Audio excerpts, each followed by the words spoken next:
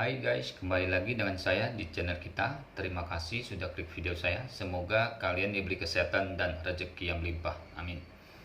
Pada video kali ini saya akan membacakan dua bab yang terupdate, yaitu bab 4238 dan bab 4239. Oke, kita langsung aja.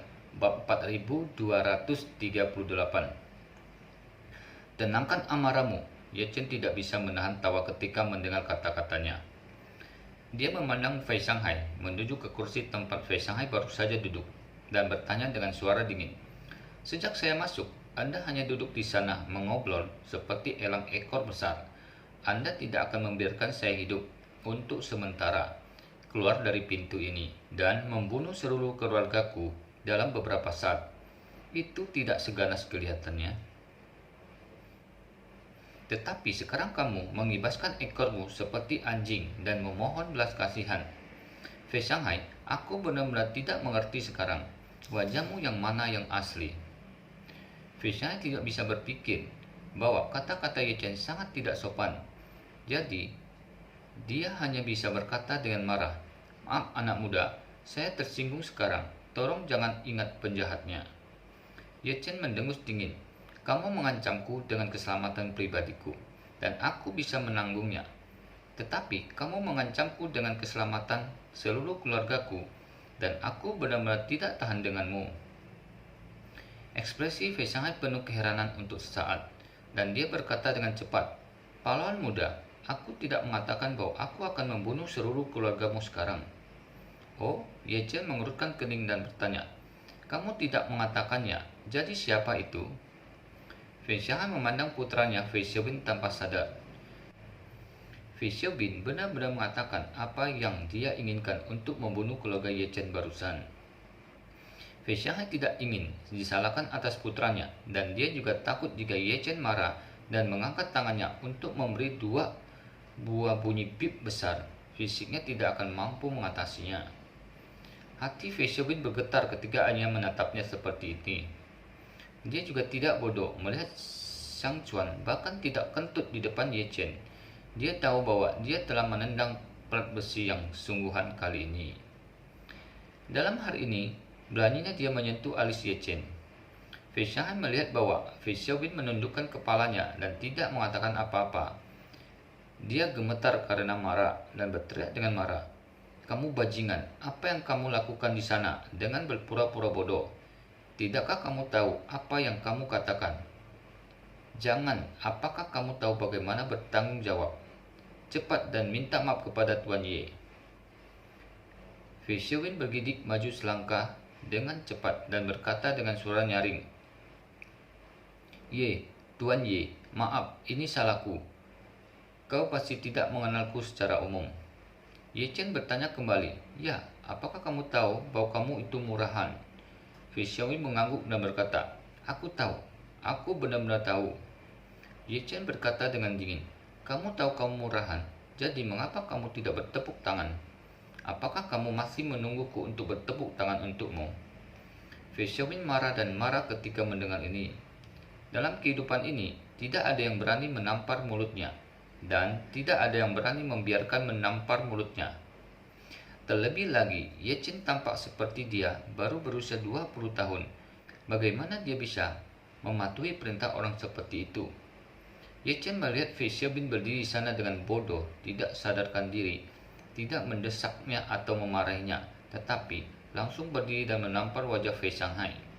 Tamparan itu memberikan Fei Shanghai beberapa kali. Fei Shanghai linglung dan duduk di tanah. Untungnya, lantai ditutupi dengan karpet wol tebal. Kalau tidak, dia akan mematahkan panggulnya. Fei Shanghai dipukuli oleh segala macam hal, dan dia sangat malu. Pada saat ini, Ye Chen berkata, "Orang tua, ingat, Anda mendapatkan tamparan ini untuk putra Anda. Adalah tanggung jawab Anda untuk bersikap masuk akal, dan terserah Anda kepada Anda untuk menanggung konsekuensi baginya." Fei Xiaobin segera ketakutan. Siapa tahu bahwa Ye Chen menampar ayahnya dan kemudian menyalahkan dirinya sendiri. Dia mengutuk dalam hati, bukankah ini mencoba menabur perselisihan?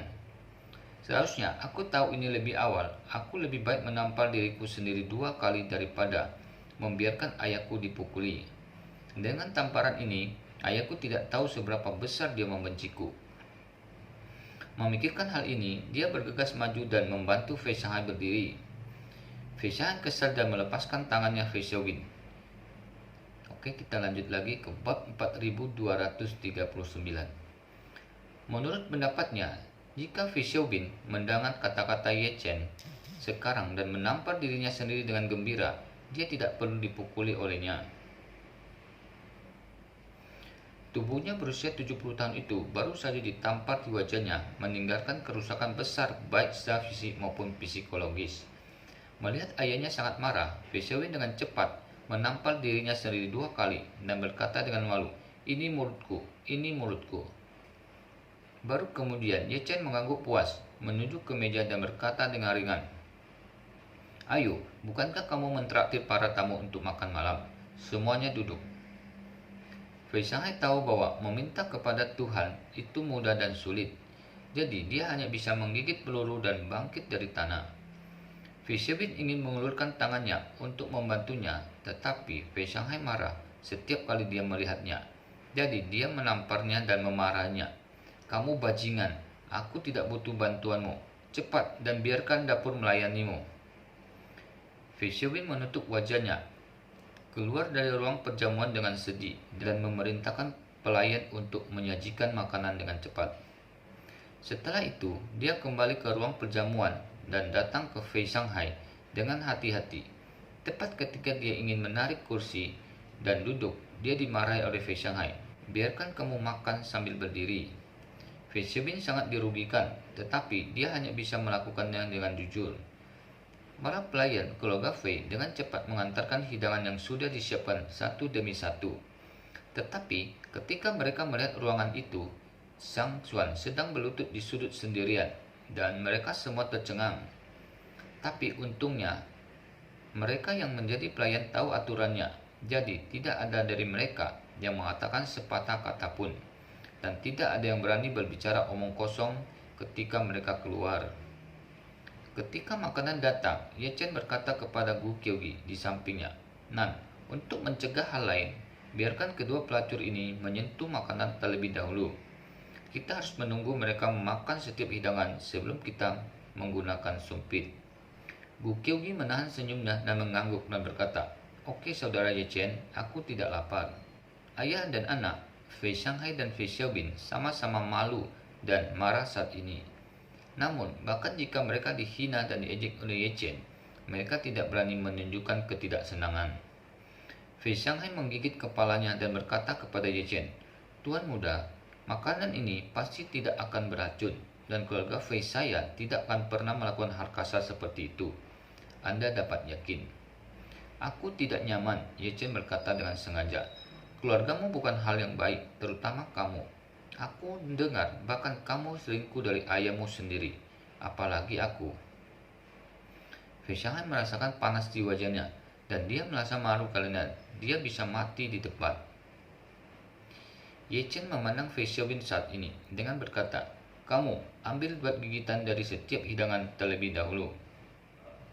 Fei Xiaobin tidak berani menolak, jadi dia hanya bisa mengambil sumpit untuk mencoba makanannya.